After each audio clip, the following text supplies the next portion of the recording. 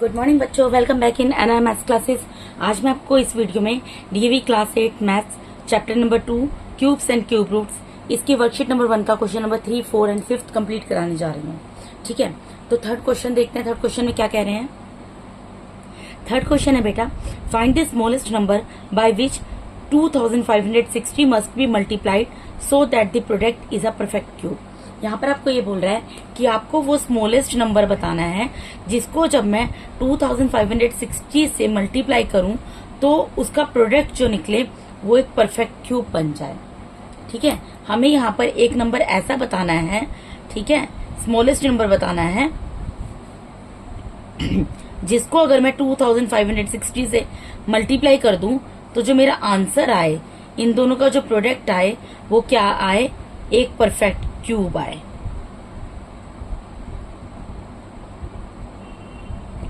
ठीक है बेटा, तो इसके लिए क्या करना पड़ेगा, मुझे प्राइम फैक्टराइजेशन से इसको सोल्व करना पड़ेगा। इसके प्राइम फैक्टर्स करने पड़ेंगे, किसके करने पड़ेंगे, 2560 के। ओके, तो प्राइम फैक्टर करते हैं, क्योंकि देखो यहाँ पे मल्टीप्लाई की बात हो रही है तो प्राइम फैक्टर्स होंगे। 2 1 जा 2, पहले सबसे 2 से चला जाएगा, डिविजिबल होगा क्योंकि 1 प्लेस पे इसके 0 है, 0 जो है इवन नंबर में ही काउंट होता है। ठीक है, 2 1 जा 2, 2 2 जा 4, 2 8 जा 16 और 0 आ गया। फिर से डिवाइड करेंगे, 2 6 जा 12, 2 4 जा 8 और एक 0 है तो 0 एज इट इज उतर गया। फिर से डिवाइड करेंगे, 2 3 जा 6, 2 2 जा 4 और एक 0 उतर गया। फिर डिवाइड करेंगे, 2 1 जा 2, 2 6 जा 12 और एक 0 उतर गया। फिर से डिवाइड करेंगे बेटा, 2 8 जा 16 और एक 0 उतर गया। फिर डिवाइड करेंगे, 2 4 जा 8 और एक 0 उतर जाएगा। फिर डिवाइड करेंगे, 2 2 जा 4 और एक 0 उतर जाएगा। फिर 2 1 जा 2, फिर 2 5 जा 10 और यहाँ पर 5 1 जा 5। अब आप यहाँ पर देखो ट्रिपलेट कौन कौन से बन रहे हैं। एक तो ये ट्रिपलेट बन गया, एक ये ट्रिपलेट बन गया, एक ये ट्रिपलेट बन गया। ठीक है, यहाँ पर कौन सा नंबर है जिसका कोई पेयर नहीं बना, वो नंबर है 5। अगर मुझे इस 5 को ट्रिपलेट बनाना था, अगर मैं ये चाहती कि 2560 मेरा जो है पूरा एक परफेक्ट क्यूब हो, तो उसके लिए क्या जरूरी था, इसमें 2 टाइम्स 5 और होना चाहिए था। ट्रिपलेट तभी बनेगा ना 5 का, 2 टाइम्स 5 और होना चाहिए था, यानी कि 25 और होना चाहिए था, जो कि इसमें नहीं है। यानी कि ऐसा कौन सा नंबर है जिसको जब मैं, ऐसे सबसे छोटा नंबर कौन सा है जिसको मैं 2560 से मल्टीप्लाई करूं तो जो मेरा प्रोडक्ट निकले वो परफेक्ट क्यूब हो। इस नंबर को परफेक्ट क्यूब बनाने के लिए मुझे कौन सा नंबर चाहिए, 5 मल्टीप्लाई बाय 5 यानी कि 25 चाहिए। अगर मैं 25 को 2560 से मल्टीप्लाई करूंगी, अगर मैं 25 को 2560 से मल्टीप्लाई करूंगी तो जो मेरा आंसर आएगा वो एक परफेक्ट क्यूब होगा। आप यहां पर लिखोगे, on grouping the factors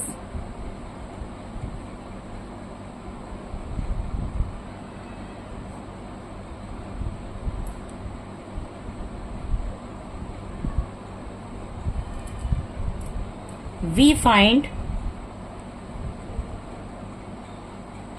that 5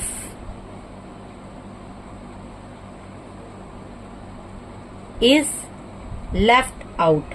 5 बच गया ना हमारा यहाँ पर। जब हम इसका ग्रुपिंग करेंगे तो हम क्या देख रहे हैं कि 5 जो है बच गया। ठीक है, तो हम क्या लिखेंगे, so if we multiply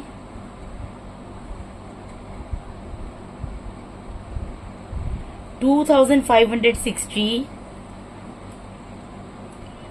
by 5 into 5 यानी कि 25,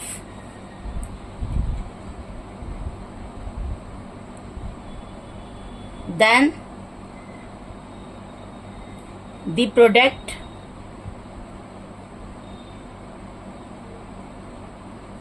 इज अ परफेक्ट क्यूब।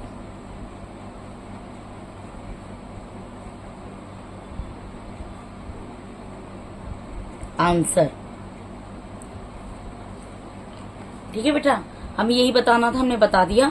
हमें सिर्फ यहाँ पर क्या बताना था कि हम 2500 हमें वो छोटी से छोटा नंबर बताना था जिसको अगर मैं 2560 से मल्टीप्लाई करूं तो जो मेरा प्रोडक्ट है वो परफेक्ट क्यूब हो। तो मैंने जब इसके प्राइम फैक्टराइजेशन से इसके मैंने फैक्टर्स निकाले तो मैंने ये देखा कि यहाँ पे 2 का ट्रिपलेट बन गया, यहाँ पर भी 2 का ट्रिपलेट बन गया, यहाँ भी 2 का ट्रिपलेट बन गया, लेकिन 5 अकेला रह गया, इंडिविजुअल रह गया।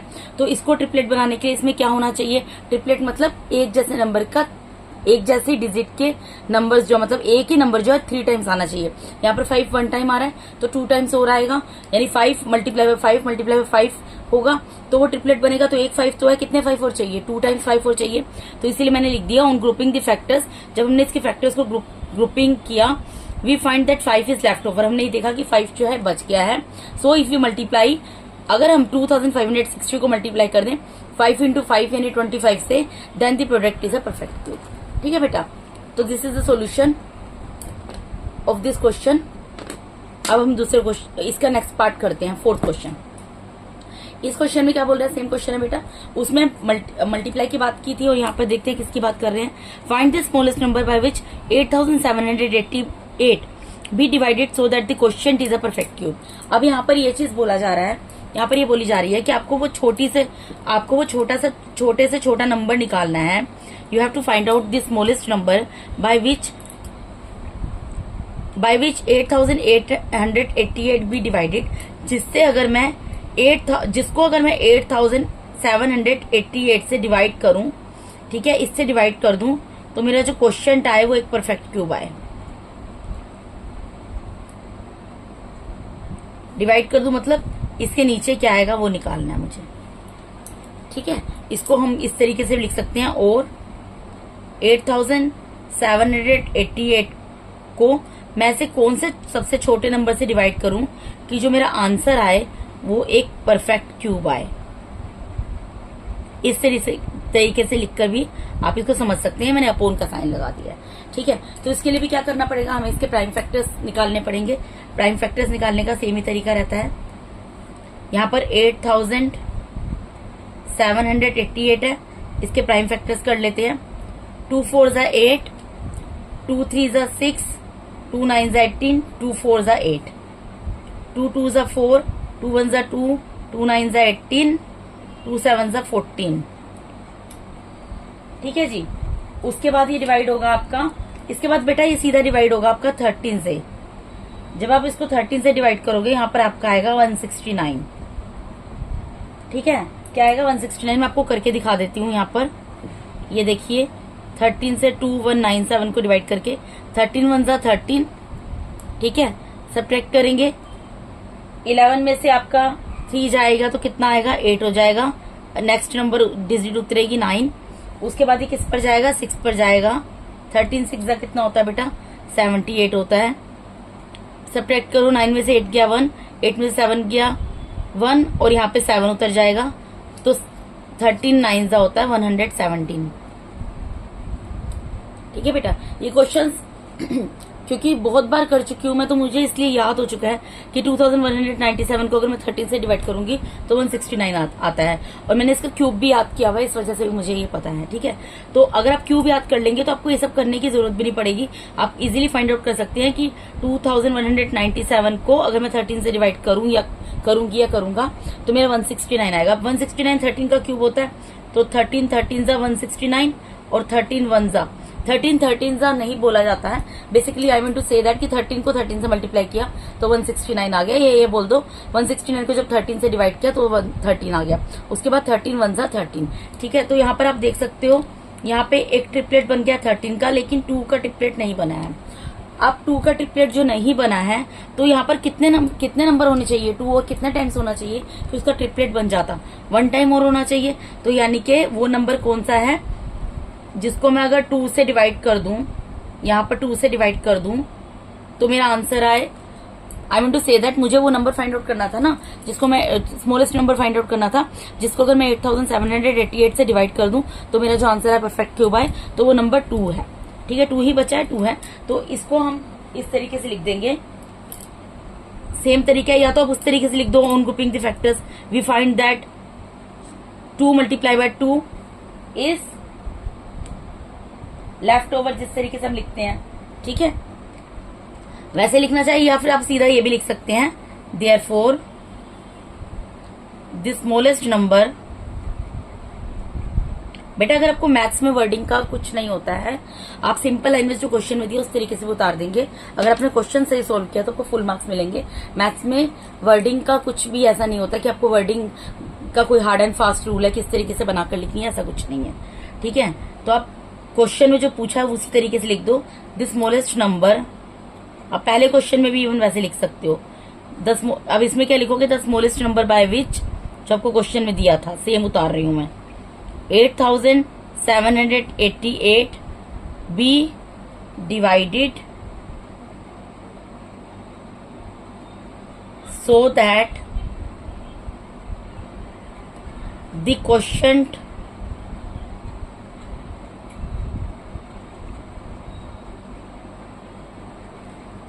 is a perfect cube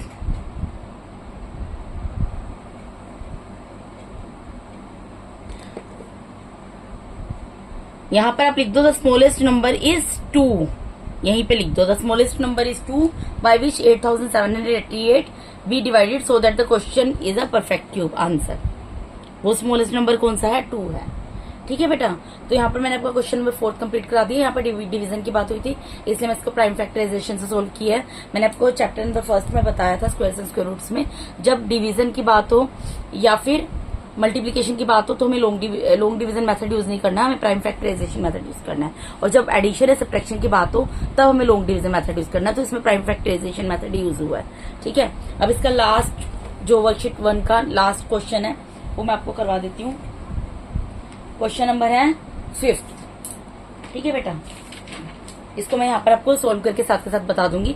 इसमें क्या है, राइट ट्रू और false for the following statements. आपको क्या करना है, ट्रू या फॉल्स बताना है इन स्टेटमेंट्स के लिए।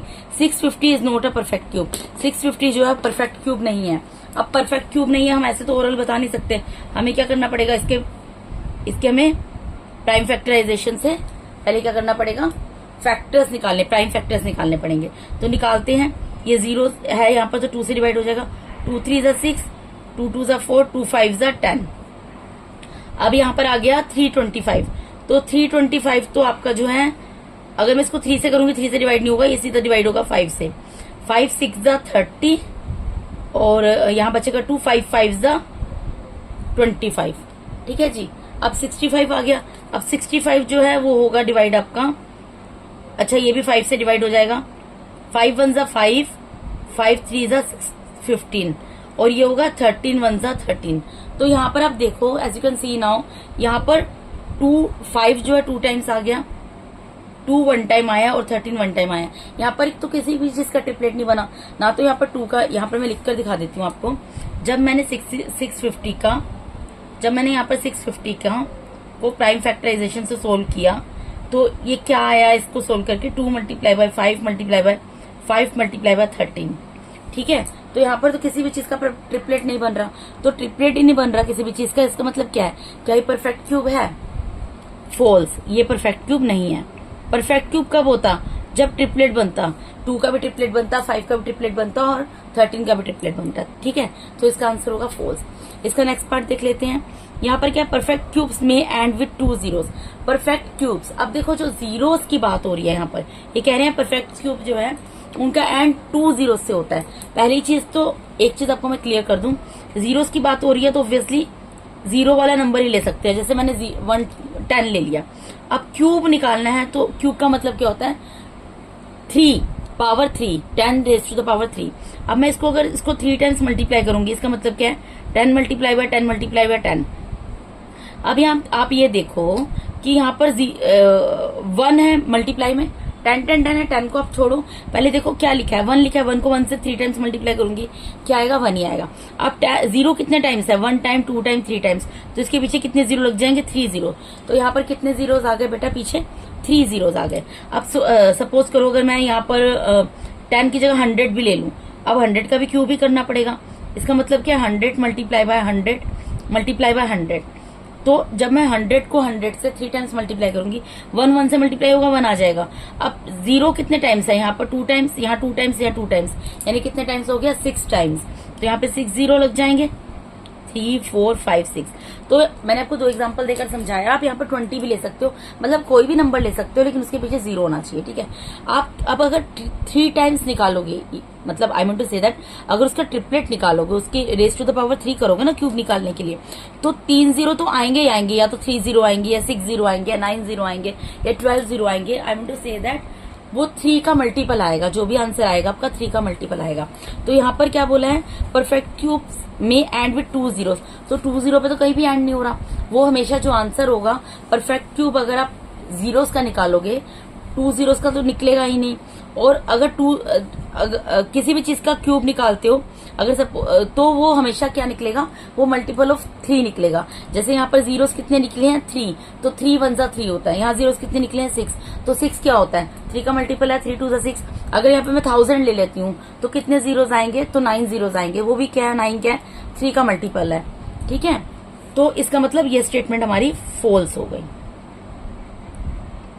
उसके बाद अगला पार्ट है perfect cubes of odd numbers में नॉट ऑलवेज बी ओड। मैंने आपको जब इंट्रोडक्शन की वीडियो कराई थी इस चैप्टर की, तो मैंने आपको बताया था perfect cubes of odd numbers, ये कह रहा है कि परफेक्ट क्यूब ओड नंबर के जो होते हैं वो हमेशा ओड नहीं हो सकते। लेकिन मैंने आपको एक चीज बताई थी कि ओड नंबर आप यहाँ पर करके देख लो, ओड नंबर आप ले लो कोई भी। अगर मैं 1 लेती हूँ, 1 का क्यूब लेती हूँ, तो 1 का क्यूब का मतलब क्या है 1 मल्टीप्लाई बाय 1 मल्टीप्लाई बाय 1 क्या निकल गया 1 निकल गया, और 1 क्या है ओड नंबर है। अब दूसरा ओड नंबर कौन सा है 3। अगर मैं 3 लेती हूँ, 3 का क्यूब करती हूँ, 3 मल्टीप्लाई बाय 3 मल्टीप्लाई बाय 3 करूंगी, 3 3 9 9 3 27, 27 क्या है ओड नंबर है, ठीक है। अगला अगर आप ले लो 5 ले लो ओड नंबर। अगर मैं 5 का क्यूब निकालती हूँ तो क्या होगा, 5 को 5 से 3 टाइम्स मल्टीप्लाई करना पड़ेगा, तो ये कितना निकलेगा 125। ये क्या ओड नंबर। और मैंने आपको ये बताया था पहचान कैसे होती है, 1s प्लेस की डिजिट को देखो, अगर ये ओड है तो इसका मतलब पूरा नंबर ओड है। तो इसके 1s प्लेस में जब मैंने 3 का क्यूब निकाला 1s प्लेस में 7 आ रहा है, 7 is a odd number, that's why 27 is also odd number. 5 का क्यूब निकाला 1s प्लेस पे 5 आ रहा है, 5 is odd number, that's why 125 is also odd number. तो इसी तरीके से किसी भी नंबर का आप अगर निकालोगे क्यूब, 7 का निकालोगे 343 निकलेगा, उसके 1s प्लेस पे 3 आएगा, ठीक है। तो इसका मतलब क्या निकलता है, कंक्लूजन क्या निकलता है कि परफेक्ट क्यूब जो ओड नंबर का होता है वो हमेशा ओड ही होता है, और ये बोल रहा है ओड नहीं होगा। तो ये स्टेटमेंट जो है फॉल्स है, क्योंकि perfect cube of odd numbers में always be odd and perfect cubes of even number में always be even. Even number के परफेक्ट क्यूब हमेशा इवन ही निकलेंगे और ओड नंबर के परफेक्ट क्यूब हमेशा ओड निकलेंगे। उसके बाद नेक्स्ट पार्ट है cube of negative numbers are negative. अब नेगेटिव नंबर का जो क्यूब है वो नेगेटिव होगा। देखो मैंने आपको बताया था, अगर सपोज यहाँ पे -2 लेती हूँ, यहीं पे करके दिखा देती हूँ, अगर मैं इसका क्यूब निकालती हूँ तो क्या मतलब है इसका -2 मल्टीप्लाई बाय -2 मल्टीप्लाई बाय -2। अब आपको एक प्रॉपर्टी पढ़ाई थी इंट्रोडक्शन में कि जो क्यूब होता है नेगेटिव नंबर का हमेशा नेगेटिव होता है, ठीक है। अब आपको एक एग्जांपल देके भी समझा रही हूँ मैं। जैसे मैंने -2 का क्यूब ले लिया, 2 को 2 से 3 टाइम्स मल्टीप्लाई करेंगे 8 आएगा, और हमारी प्रॉपर्टी थी कि cube of negative numbers are always negative. जब भी हम किसी भी नेगेटिव नंबर का क्यूब निकालते हैं हमेशा नेगेटिव निकलेगा, तो -8 निकलेगा, ये नेगेटिव ही आएगा। तो ये स्टेटमेंट जो है आपकी ट्रू है। आप और भी एग्जाम्पल ले सकते हो, यहाँ पे आप -5 का क्यूब कर लो। -5 का क्यूब का होगा -5 मल्टीप्लाई बाय -5 मल्टीप्लाई बाय -5, तो क्या आएगा 125। और क्यूब जो है नेगेटिव नंबर का हमेशा नेगेटिव होता है, ठीक है। तो ये जो स्टेटमेंट है हमारी ट्रू है। लास्ट स्टेटमेंट है for a number to be a perfect cube it must have prime factors in triplet. ये कह रहे हैं अगर कोई भी नंबर जो है अगर वो परफेक्ट क्यूब होगा, उसको परफेक्ट क्यूब बनने के लिए it must have prime factors in triplet. तो उसके प्राइम फैक्टर्स जो है वो ट्रिपलेट्स में होने चाहिए। प्राइम फैक्टर्स क्या होने चाहिए, ट्रिपलेट में होने चाहिए। अब आप एक चीज देखो यहाँ पर, अगर मैं 2 का क्यूब करती हूँ, 2 का क्यूब का मतलब क्या है 2 मल्टीप्लाई बाय 2 मल्टीप्लाई बाय 2, तो ये कितना आंसर आता है 8 आता है, ठीक है। तो यहाँ पर मैंने क्या किया, इस नंबर को, ये एक परफेक्ट क्यूब है हमें पता है, इसको परफेक्ट क्यूब बनाने के लिए क्या किया मैंने, ये एक ही नंबर जो है जो प्राइम नंबर है, ये जो फैक्टर्स है इसके, ये क्या है ट्रिपलेट में आए हैं, ट्रिपलेट में आए हैं ना। तो किसी भी नंबर को कोई भी आप क्यूब ले लो, आप जैसे कि यहाँ पर 125 ले लो, 125 किसका क्यूब होता है 5 का क्यूब होता है। तो 5 का क्यूब कैसे निकला 5 multiply by 5 multiply by 5 is equals to 125। 125 अगर एक परफेक्ट क्यूब है तो इसके जो प्राइम फैक्टर्स है वो ट्रिपलेट में निकल रहे हैं ना। यहाँ पर यही चीज बोल रहे हैं कि कोई भी नंबर अगर एक परफेक्ट क्यूब है तो उसके प्राइम फैक्टर्स जो है ट्रिपलेट में आएंगे। तो आप यहाँ देख सकते हो in these two examples you can see कि ये जो मेरे परफेक्ट क्यूब है 8 and 125 is both numbers are perfect cube. ठीक है, तो इनके जो प्राइम फैक्टर्स आए हैं वो हमारे ट्रिपलेट में ही आए हैं। इसका मतलब यही निकलता है बेटा कि अगर आप कभी भी कोई भी परफेक्ट क्यूब निकालते हो उसके प्राइम फैक्टर्स हमेशा ट्रिपलेट में ही होते हैं। तो ये स्टेटमेंट ट्रू है। लेकिन बुक के पीछे आपका आंसर इसका गलत दिया हुआ है, वो फॉल्स दिया हुआ है। फॉल्स नहीं होगा, क्योंकि आप कोई भी एक नंबर उठाकर देख लो, कोई भी एक परफेक्ट क्यूब निकाल कर देख लो, वो परफेक्ट क्यूब बनता ही तब है जब उसके प्राइम फैक्टर्स ट्रिपलेट के फॉर्म में होते हैं, अदरवाइज वो परफेक्ट क्यूब नहीं होता है। ठीक है बेटा, तो यहाँ पर मैंने इसके साथ ही मैंने आपको यहाँ पर DAV class 8 maths chapter number 2 cubes and cube roots उसके वर्कशीट नंबर 1 पूरी कंप्लीट करा दी है। अगर आप मेरे चैनल पे नए हैं तो काइंडली मेरे चैनल को ज्यादा से ज्यादा सब्सक्राइब कीजिए। अगर आपको मेरा टीचिंग मैथड अच्छा लगता है तो अपने फ्रेंड्स के साथ मेरे वीडियोस को शेयर भी कीजिए और मेरे वीडियोस को लाइक भी कीजिए। और अगर अभी तक आपने बेल आइकन को प्रेस नहीं किया तो काइंडली बेल आइकन को प्रेस कर दीजिए, ताकि मेरे आने वाले वीडियोस का नोटिफिकेशन टाइम टू टाइम आपको मिलता रहे।